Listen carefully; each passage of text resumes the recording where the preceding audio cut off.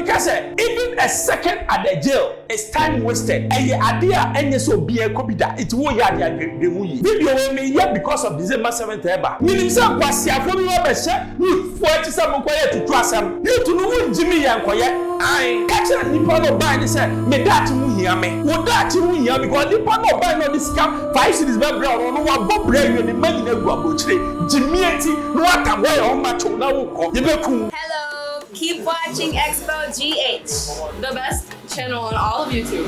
Yes.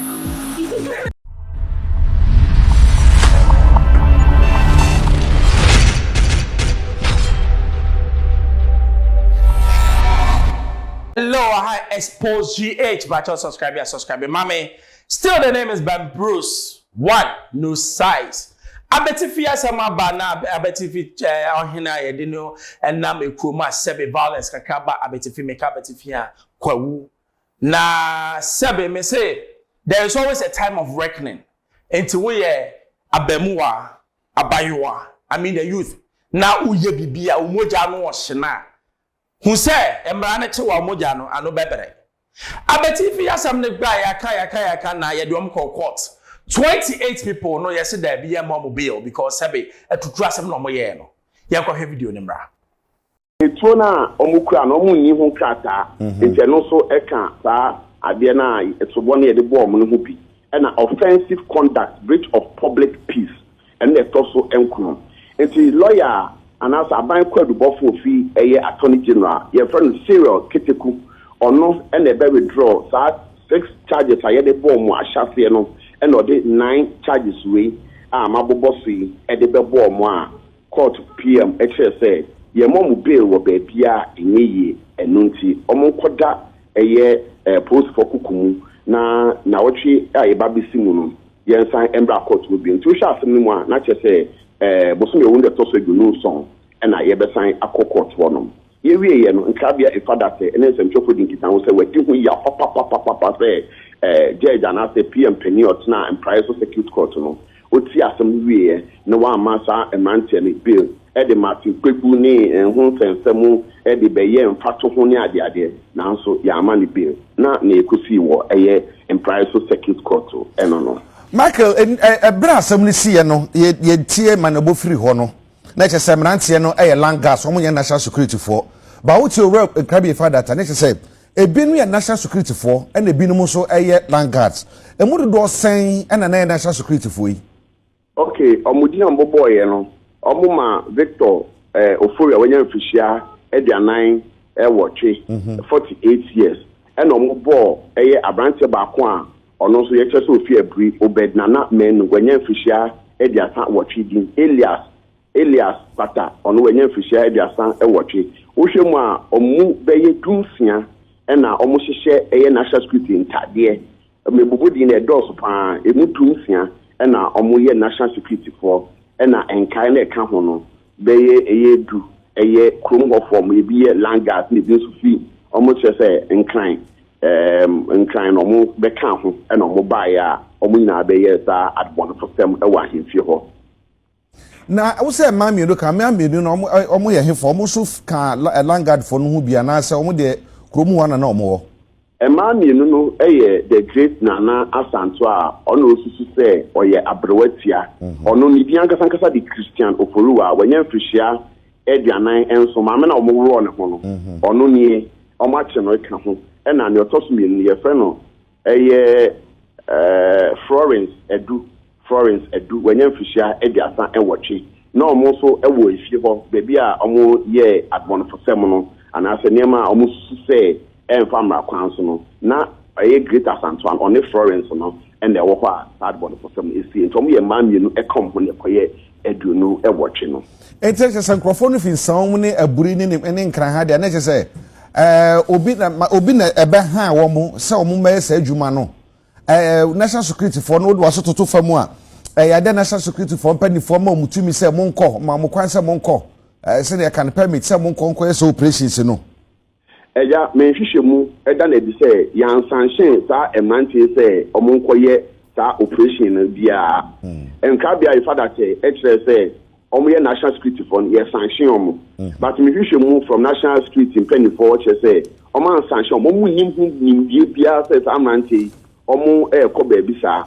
emom na sa da no omo dwumadie bi di wo eye satikrom e ben nsanwom enti obi nim ne ye ya omo nya omo fe bibi quick okwakobo shabo yi bi e no omo nya link say bibi omo kwakotu hene esi hene ewo eye abetifo wono a omo de omo timu a omo koye a ekowie sei nti ya nsanhye omo anafe ya nka nchom so mkodi saa dwumadie ewo ho na emom eye contract e no omo nyaaye e no omo difa be bi na omo koye saa adwuma no a ene omo ho aba asemi wow na che se omo modwuma omo ye ni se o ha omo a wo se no bo kuretuo makoma be sei pump action and song and a post for ejifi omo nsem asabre omo so omo de forensic and as a post for action ekesiem ekwakoye hwem eno echi no omo hu etu aboba a eno edoso pan iye e ma post for no ekire etu aboba dodo a omo eje wom wo hwe fact na ekura me na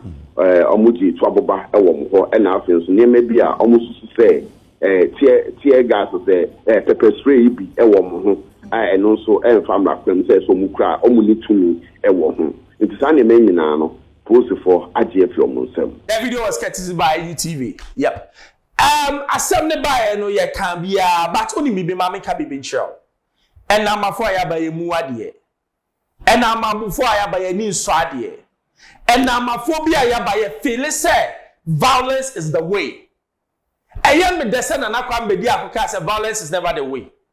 I don't think that Mimi didn't know. Only maybe the chieftaincy institution, and only one institution that hold Ghana together.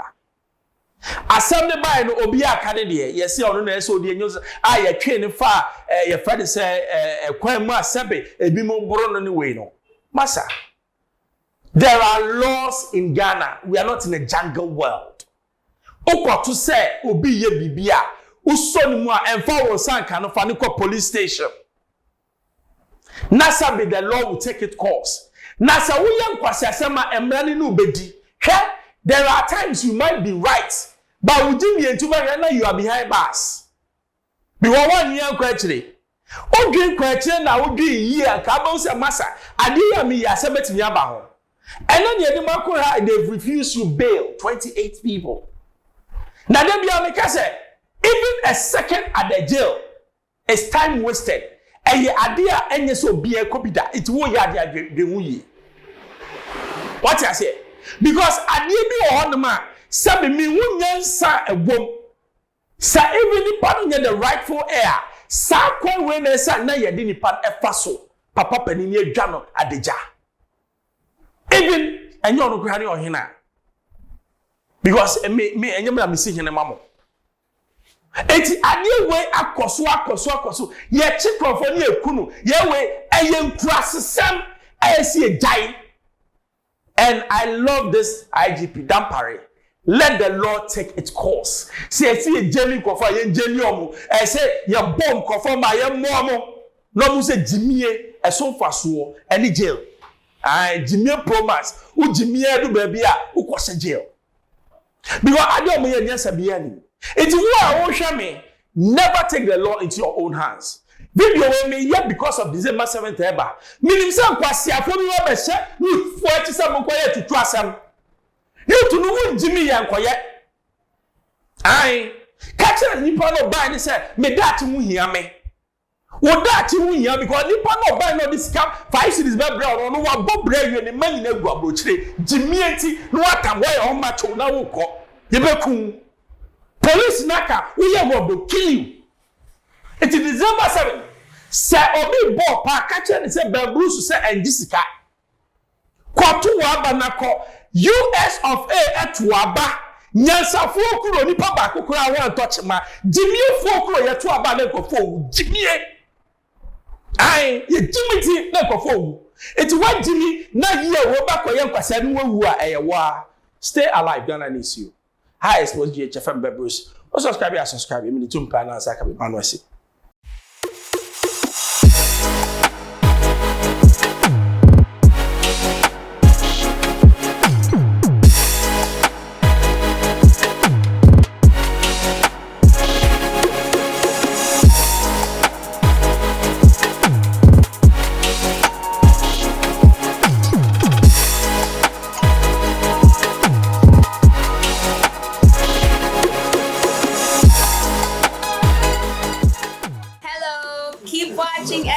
GH, the best channel on all of YouTube.